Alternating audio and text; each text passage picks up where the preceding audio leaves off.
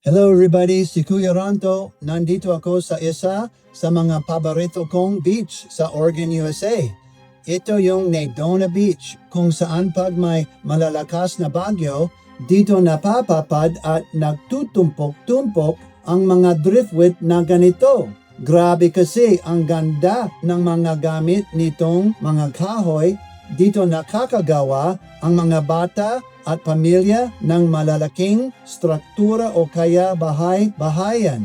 Isa sa paborito kong gawin dito, gumawa ng malalaking bonfire, tumugtog ng gitara at mag-worship sa Panginoon. Sandali lang ha, tatakbo muna ako para umakyat dito sa malaking rock jetty o mga bato. Nakakamangha kung gaano karaming driftwood ang nandito. Tingnan nyo, ang dami ring bangka ng mga mangingisda. Ang paghuli ng isda dito sa Babayin, katulad din sa Pilipinas. Pampalipas oras, pero marami rin ang gumagawa nito para ibenta at para may maihain sa pamilya nila. Tingnan nyo naman itong bubong ng bahay-bahayan. Ang dami-daming sanga. Gaano kaya katagal bago mo to matapos kasama ang mga kaibigan mo? Ang Nadona Beach ay nasa city ng Rockaway, Oregon at 6 na oras ang layo mula sa tinitirhan ko sa La Grande, Oregon. God bless po sa inyong lahat. Malapit nang bumalik si Jesus.